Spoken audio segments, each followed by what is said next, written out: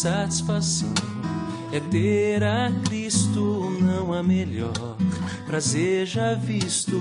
Sou de Jesus e agora eu sinto satisfação sem fim.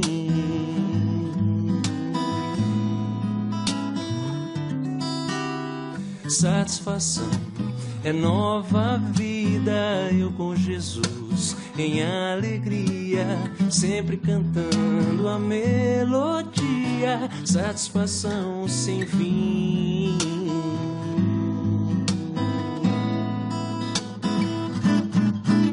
Sim, paz real, sim, gozo na aflição, eu achei o segredo, é Cristo no coração, coração. Ter um bandeira,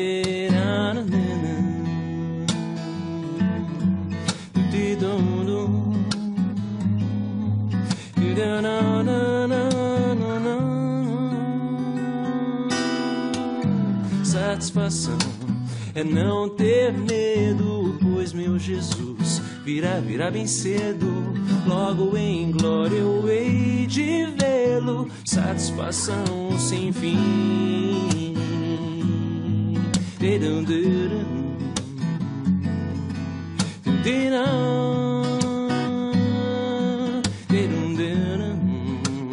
Satisfação sem fim.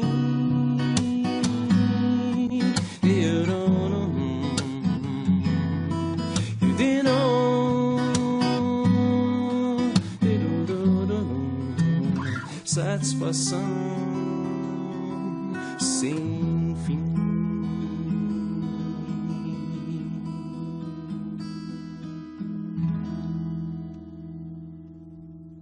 A paz do Senhor Jesus a todos vocês que nos acompanham pelas redes sociais, Facebook e YouTube. Estamos dando início a mais uma Escola Bíblica, a última dessa série de lições sobre o sentido da vida, a mensagem de Eclesiastes e Cantares. Hoje, a 13ª lição, no dia 26 de junho, iremos trabalhar feitos para durar. Feitos para durar. É a mensagem o estudo em Cantares de Salomão. O objetivo dessa lição é apresentar o casamento como bênção de Deus e como algo feito para durar. Contraponto à ideia de casamentos descartáveis, ou dos casamentos descartáveis da atualidade. O nosso texto básico, é Cantares 6, verso 3, diz assim: eu sou do meu amado e o meu amado é meu. Mas para nós começarmos aqui, iremos fazer a leitura em Eclesiastes capítulo 1, verso 4, a segunda parte. Exultemo-nos e nos alegremos por sua causa, do seu amor nos lembraremos, mais do que o vinho, não é sem razão que o amam. Vamos então orar, pedir a bênção de Deus para que essa escola bíblica seja uma bênção para nós, para mim, para você e para todos nós que estamos estudando esse tão precioso manuscrito da palavra de Deus. Senhor Deus e Pai, obrigado pelo momento que nós dedicamos a Ti, Senhor. Nós reservamos para estudar a Tua palavra, para aprender mais sobre as coisas, Senhor, que tem procurado nos ensinar, tem nos revelado para a nossa vida, Senhor. Hoje nós vamos falar sobre casamento, Senhor. Sobre casamento lá em Cantares, sobre o que a Tua palavra fala, como deve ser, Senhor, como deve ser não provisórios, Senhor, não descartáveis, mas duradouros, Senhor, conforme a Tua vontade. No nome de Jesus nós pedimos tudo isso, que o Teu Espírito Santo ilumine e coloque essa palavra em todos os nossos corações, meu Pai. No nome de Jesus. Amém, amém, amém. Então vamos lá. Feitos para durar. Texto base, eu sou do meu amado é meu. Primeira parte do capítulo 6, verso 3. Na minha versão diz assim, vamos ver aqui. Eu sou do meu amado é meu. Então, já falei agora há pouquinho sobre o objetivo da lição. Qual que é o objetivo? Apresentar o casamento como bênção de Deus. Então, o casamento é uma bênção de Deus. E como algo feito para durar. Esse casamento que é feito para durar, que será um contraponto à ideia de que casamentos descartados dos casamentos descartáveis da atualidade, né? Onde as pessoas não têm nenhum compromisso, né? Assim, duradouro, mas apenas momentâneo, onde o pessoal trabalha falando em mais liberdade, como se fosse algo melhor, mas a pessoa com quem se relaciona não passa apenas de uma garrafa que você toma o líquido e joga no lixo, ou um copo que você usa para tomar uma água, um refrigerante, ou algo que você usa e descarta, né? Da onde vem a palavra descartável, descartar, jogar. Então, o que nós iremos trabalhar aqui em Eclesiastes? Cantares, né? O livro, que é um livro muito especial, um dos livros poéticos e sapienciais da Bíblia, né? Cantares, poético, da categoria de poesia, de sapiência, de sabedoria. E ele vai tratar de um assunto muito valioso para nós nesses dias, né? A sabedoria no casamento. A sabedoria no casamento. Quando falo sabedoria no casamento, eu lembro que essa semana eu estava ouvindo um pastor respondendo, um desses pastores da internet, respondendo uma pessoa, e essa moça, pelo que eu vi ali, era uma mulher, né? Perguntava para o pastor se ela estava pecando porque ela estava morando com um namorado, sem casar, mas que eles pretendiam constituir família. Ele falou assim, além de pecado, é burrice, porque se já está morando junto, a pessoa não tem nenhuma responsabilidade, não tem nenhum compromisso com você. Então, quando fala a sabedoria no casamento, então, não pode, relacionamentos assim não pode ser sem sabedoria, tem que ter a sabedoria, principalmente a sabedoria de Deus. Então, o que nós devemos falar sobre isso, né? Enquanto Jó vai tratar do sofrimento, os Salmos vai falar sobre como nos relacionar com Deus, e Provérbios como viver bem, e Eclesiastes foi que nós estudamos dos 12 capítulos sobre o sentido de viver. O Cantares vai falar como é que o casal deve desfrutar do amor, né? Como é que deve desfrutar do amor. Então, o livro Cantares, ou Cântico dos Cânticos, né? Quer dizer, na expressão judaica, na expressão idiomática judaica, que é o cântico do cântico, né? O maior dos cânticos, né? Cântico dos cânticos, como fala assim a Jesus, que Jesus é o Rei dos Reis, e Deus é o Rei, Senhor dos Senhores, assim como fala, o Cântico dos Cânticos é o maior cântico, né? Então, porque esse livro vai celebrar o amor entre um homem e uma mulher, e mostrar como é que essa vida conjugal como uma fonte de deleite e de prazer, e como deve se desfrutar, tá certo? Então, olhando o texto aqui, fazer um esboço rápido aqui do livro de Cantares.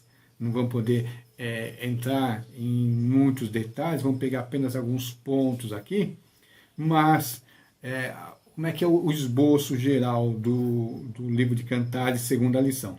A trama se faz assim, do capítulo 1, verso 1, até o capítulo 3, verso 5, fala sobre o namoro. O casal ali, como é que é o namoro do casal, né? Então, capítulo 1, verso 1 ao capítulo 3, verso 5, namoro.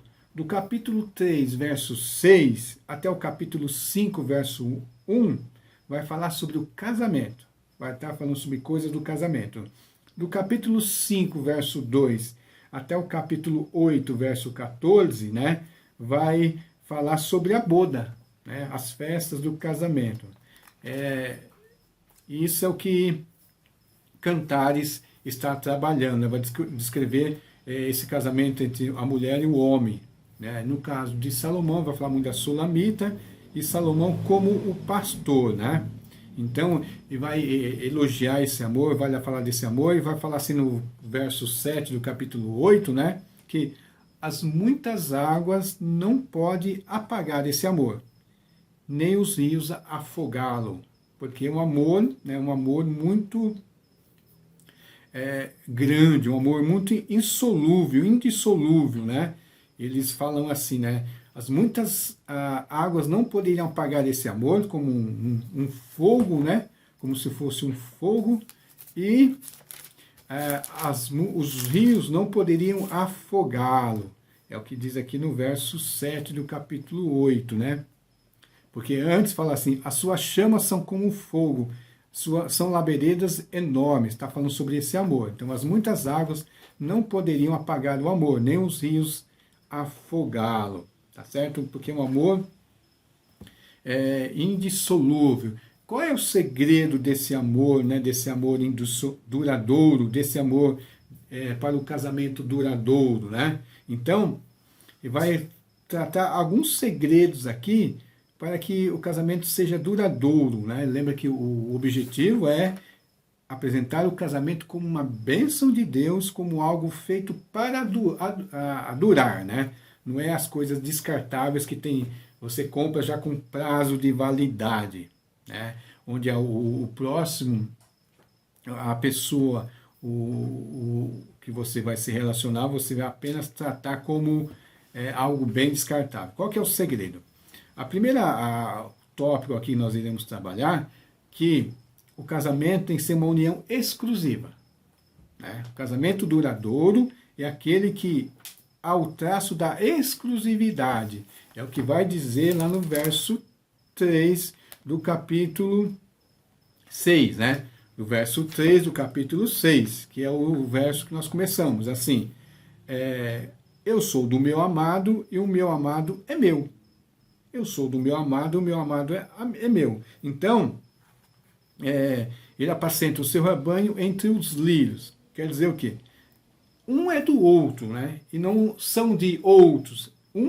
Eles são um do outro apenas, exclusivamente, né?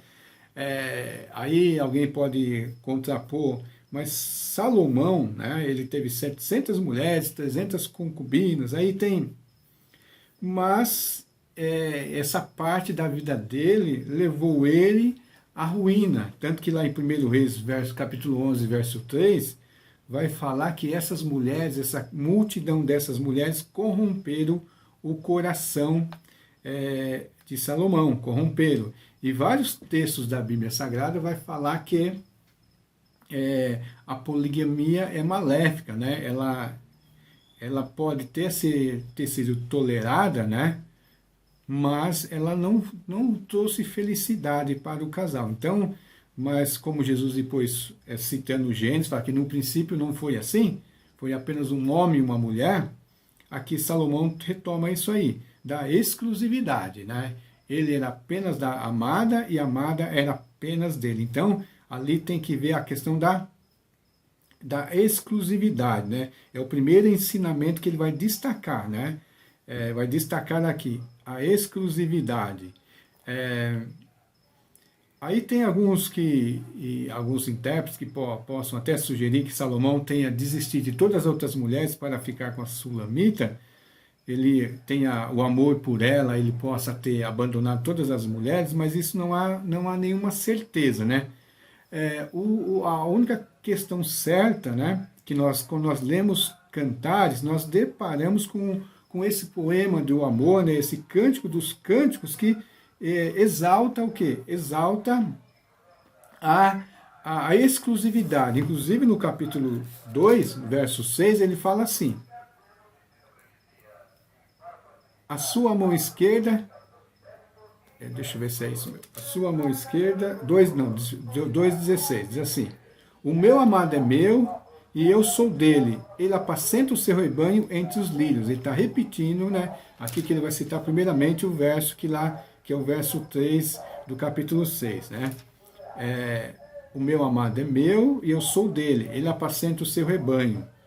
E o capítulo 8, do 8 ao 12, de novo, né, ele vai falar assim,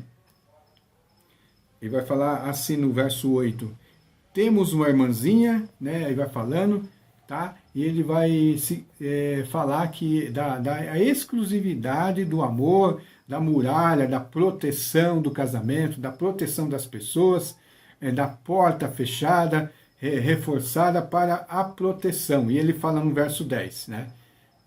Eu sou uma muralha, né? E os meus seios como as torres, por isso sou para ele como aquela que se encontra a paz. Tá certo? Ele está reforçando aqui a questão da exclusividade. Então, para desfrutar da sexualidade sadia no casamento, tem que haver a exclusividade dos cônjuges dentro do matrimônio durável. Sem essa exclusividade, o matrimônio não será durável. Tem as falsas sabedorias do mundo, das pessoas, da sociedade, que muitas vezes você pode querer se encantar por aí, vai falar que se você tiver uma relação fora, vai ajudar a você a estabilizar a sua relação, a apimentar a sua relação. Isso é uma mentira do diabo, tá certo? Então a primeira parte, a união tem que ser exclusiva. A segunda parte, segundo tópico, a união tem que ser intensa, né? Então o livro de Cantares destaca a intensidade do amor do casal, não só a exclusividade, mas a intensidade naquilo que eu falei lá, que fala assim: as muitas águas não podem apagar este amor. Não pode apagar esse amor. Verso 7 do capítulo 8. As muitas águas não poderiam apagar esse amor, nem os rios afogá-lo.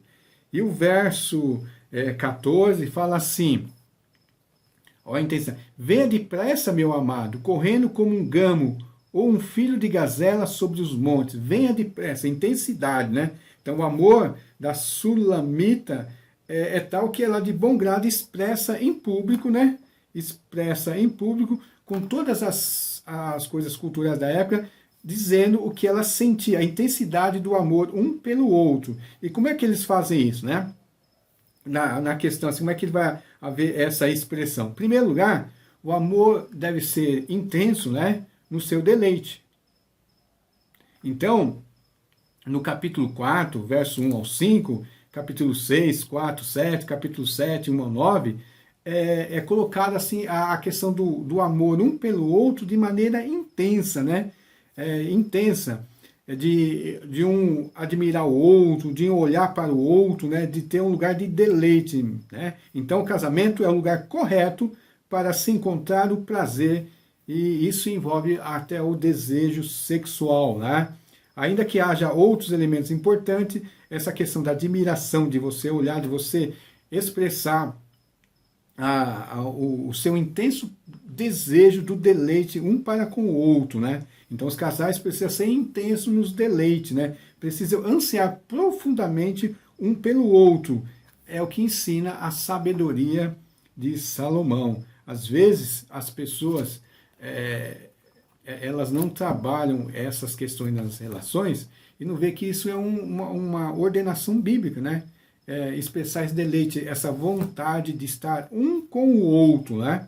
E em segundo, além de ser intenso no deleite, de desfrutar o amor, em segundo lugar, o amor deve ser intenso no seu romantismo, né? Que vai falar palavras doces, tratamento respeitoso, elogiosos, e com essa fervorosidade, né, em linhas poéticas, né? Assim, lógico que nem todo casal, homem ou mulher, vai ter essa veia poética para expressar como Salomão, mas em questão de um valorizar o outro, né, até usar as passagens bíblicas, né, a palavra de Deus para um valorizar o outro, ser romântico um para os outros, que vai ajudar essa união intensa, né? Intensa no romantismo, tá certo? Então vai ser uma união exclusiva, ela é intensa no deleite um para com o outro, o mesmo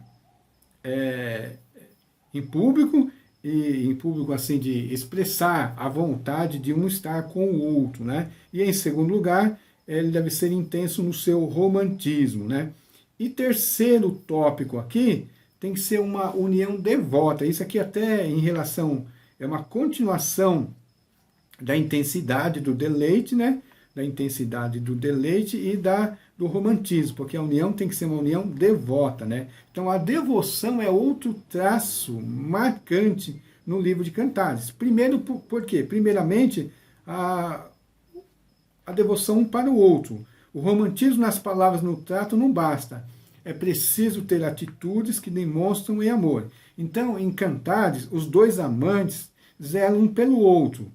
né? Esperam, procuram mutuamente. É um amor devotado que encontra no cônjuge a sua fonte deleitosa de amor. Então, aqui no capítulo 5, verso 15 e 20, vamos ver aqui, 15 e 20. Aí vai falar, vai demonstrar, né, o afeto. As suas pernas são colunas de mármore assentadas sobre as bases de ouro puro. O aspecto do meu amado é como a do Líbano, ele é elegante como os cedros. Se eu falar, é muito suave. Sim, ele é totalmente desejável. Assim é o meu amado, assim é o meu esposo, ó filhas de Jerusalém. Tá certo? Vai falando do intenso prazer, do intenso desejo, também de romantismo, da devoção um para com o outro. Né? Não vão olhar outras pessoas, vão olhar para o seu cônjuge e devotar um amor para com ele. Isso nos lembra até as recomendações de Paulo nas questões da família, do homem e da mulher. Como é que o homem deve tratar a sua esposa, como Cristo tratou a igreja, como Cristo zela pela igreja, deu a vida dele pela igreja, assim o marido também deve ser a mesma maneira para com a sua esposa, né? Cuidar, proteger. E da mesma coisa a mulher em relação ao Cristo. Então, porque é muito importante que que a família, né, que nós como os casais vejam que a maneira como eles vivem é uma figura, né, é uma metáfora da união de Cristo com a sua igreja. Então, quando os casais, né, têm essa devoção, eles vão estar expressando também a maneira como é que do relacionamento da igreja com Cristo e de Cristo com a igreja. Por isso deve ser uma coisa santa, uma coisa voltada de acordo com a vontade de Deus, aqui dessa maneira, de um amor intenso, né? Quando eu falo da vontade de Deus, muitas vezes as pessoas, vamos, da vontade de Deus, vamos ser assim, bem frio um com o outro. Não, a vontade de Deus é que a devoção seja intensa,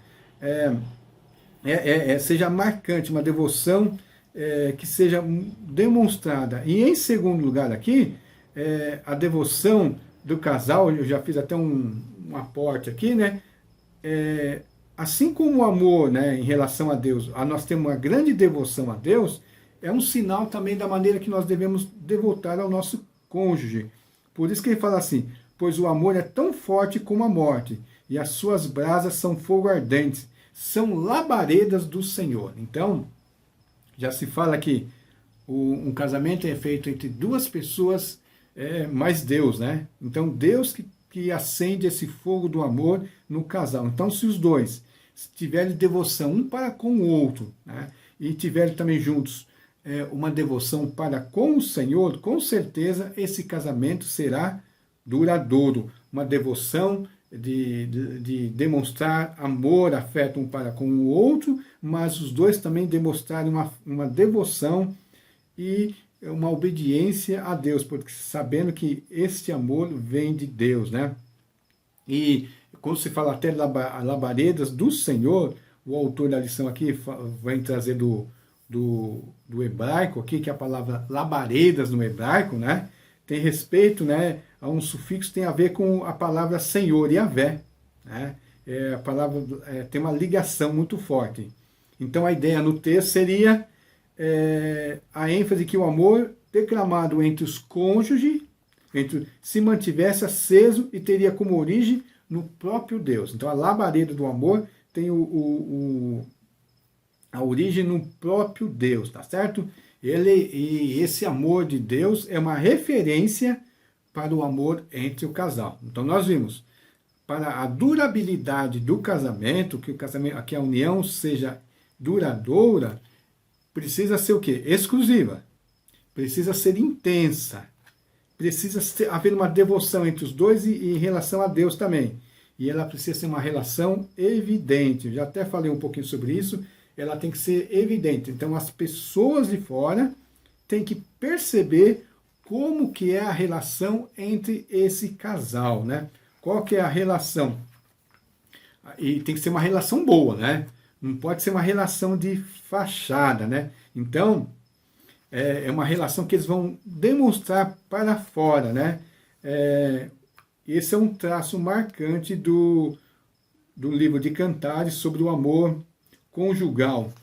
Tem que ser evidente para os que estão de fora.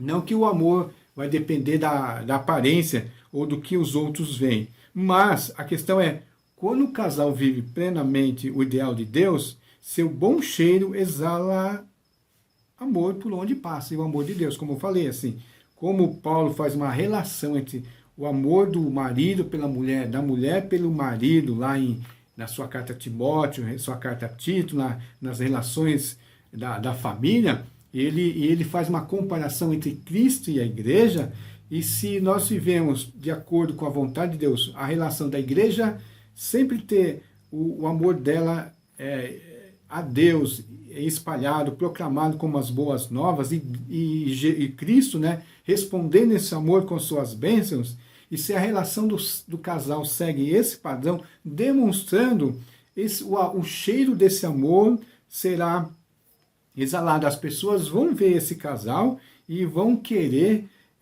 imitá-los, né? Vão querer imitá-los, não apenas ser uma cópia fraca, mas procurar seguir o exemplo, né? Então, em Cantares, né, as pessoas de fora são testemunhas. Reconhece o casal, né? Reconhece o casal como um ideal de amor. Então, o verso 8 do capítulo 5 fala assim: Filhas de Jerusalém, jurem, se encontrarem o meu amado, diga que eu estou morrendo de amor. Ela fala assim para as pessoas: se encontrarem o meu amado, diga que eu estou morrendo de amor. Então, esse amor conjugal é tratado como algo belo, puro, celebrado por todos, né? Por todos. Então, o casal ali, ela é colocado como ovelhas, né? As ovelhas, e ele como um pastor que cuida dela. Ela é colocada como um jardim, né? Como um jardim fechado, onde se colhe os lírios, né? E ele como um pastor. Então, são evidências, são a beleza do ato, da relação dos dois, do amor dos dois, é visto pelos que são de fora. Eles veem aquela relação como um jardim de lírios, coisa mais bela, né? E quando você passa por um lugar onde tem lírios, né, você não vai deixar de reparar, porque a beleza, a visão e até o perfume vão chamar a atenção, né? Então, em tempos em que casar no papel deixou de ser o prático comum, né? O medo do cartório, onde as pessoas falam, não precisa disso, né? É importante nós voltarmos para as Escrituras Sagradas e voltarmos para esse livro e buscar um resgate importante da união do casal, né? Na união de um casamento duradouro, de um casamento que seja conforme a vontade de Deus, onde haja a exclusividade, onde haja a intensidade, onde haja a devoção e onde haja a evidência do amor entre o casal, um para com o outro, segundo a vontade de Deus, né? Nós temos que nos aprofundar muito nisso, porque às vezes os cristãos cometem o erro, né, de ser um casamento exclusivo, mas sem intensidade, sem devoção e sem uma união evidente. Então, um é do outro, casa no papel, um é do outro ali, mas todo mundo percebe que é apenas não há traição, mas também não há intensidade, não há amor, não há devoção, não há evidência. Por quê? Porque muitas vezes só pensa na parte da exclusividade e não nas outras partes, né? Então aprendemos que um modelo ideal de casamento tem que ser duradouro, né? E ele tem que ser não só exclusivo, né? Não só exclusivo, o segredo é esse, mas intenso, devotado e evidente, né? Então, o que nós vamos fazer? O casamento foi feito para durar. Deus fez o casamento para durar. Então, nós temos que refletir, ver lá, buscar na palavra de Deus a maneira como se deve ser, como deve ser o relacionamento. As notícias estão por aí que, principalmente nessa época do Covid-19, né, o divórcio cresceu muito, muito mesmo, né, 260% só no Brasil, porque as pessoas foram obrigadas a conviver junto e não se suportaram. Por quê? Não trabalhavam essas questões antes, né? Não trabalhavam essas questões da exclusividade, da intensidade, de estar uns com os outros, né? E também da obediência na palavra de Deus. E outra coisa, né? Se o casamento foi feito para durar, nós devemos fazer o quê? Investir nisso. Investir nisso e não deixar a coisa andar e andando como se deve e vamos ver o que vai dar. Nós temos que trabalhar intencionalmente essas coisas. Então, tudo que Deus fez, tudo que Deus deixou, Deus nos ajuda através da força do seu Espírito, através do ensinamento da sua palavra, mas nós temos que fazer o quê? Nós temos que começar a fazer as coisas intencionalmente, parar de achar que nós vamos levar como dá e por um milagre Deus vai resolver. Não, nós devemos fazer como a palavra de Deus, buscar investir nisso como? Qual é o investimento? Se nós queremos que o nosso casamento dure, qual que é o investimento? Né? Ser exclusivo é uma primeira parte, né? Essa até é a mais fácil, mas tratar a relação com intensidade, a relação com devoção e evidente, não ter vergonha, investir nisso, né? Tá certo? Então, qual que é o nosso compromisso? Já foi até falado o que é o nosso compromisso. O nosso compromisso é nos engajar, né, suficientemente nessa lição, no mandato de Deus, procurar outros materiais bíblicos, né, dentro da palavra de Deus, que vai nos ajudar a como melhorar a nossa família, como ter o nosso casamento melhor, e vai ser ainda uma coisa maravilhosa, né, porque vai ser o bom perfume de Deus espalhado para as pessoas. Enquanto as pessoas contra a exclusividade, contra a intensidade, vão trocando de parceiros para lá e para cá, e sem nunca encontrar a felicidade, nós vamos ser felizes debaixo da obediência da palavra de Deus, fazendo aquilo que Deus ordena que nós fazemos. Tá bom, irmãos? Terminamos essa lição, a última lição dessa série no livro de Cantares, né, que é feito para durar. Vamos pedir a bênção de Deus, para que Deus nos abençoe, para que nós possamos colocar essas lições em prática. Senhor Deus e Pai, obrigado, meu Deus, obrigado, meu Senhor, meu Rei, meu Senhor e Salvador. Obrigado pela Tua palavra que tem nos ensinado sempre, Senhor, como devotar a Tua palavra, Senhor, colocar a Tua palavra em prática em nossa vida, principalmente na nossa vida conjugal, Senhor, para que nós, o marido e a mulher, o esposo, a esposa, Senhor, possa assim constituir família, Senhor, um amando o outro intencionalmente, intensamente, Senhor, com devoção, Senhor, com exclusividade, e também possa passar isso para os seus filhos, Senhor, para a sua prole, Senhor. E assim seja um contraponto nessa cultura tão promíscua, Senhor, tão descartável, tão desvalorizante das pessoas. Às vezes eles acham que estão desvalorizando o casamento, Senhor, estão desvalorizando essa união que Tu colocaste, Senhor, mas eles estão desvalorizando eles mesmos, colocando-se como pessoas, Senhor, que possam ser usadas e jogadas numa lasta de lixo. Mas não foi isso que Tu fez, Senhor. Dentro do princípio não fizesses isso, Senhor. Ó Pai, que a Tua bênção esteja sobre todos nós e nós possamos enfrentar, Senhor, e resistir todos os malefícios que vêm contra o casamento, meu Pai. No nome de Jesus. Amém. Amém.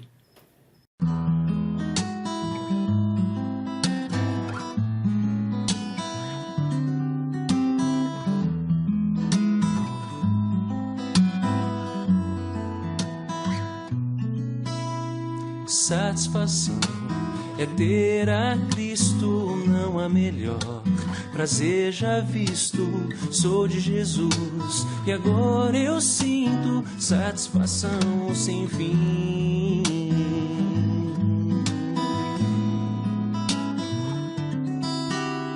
Satisfação é nova vida, eu com Jesus em alegria, sempre cantando a melodia, satisfação sem fim.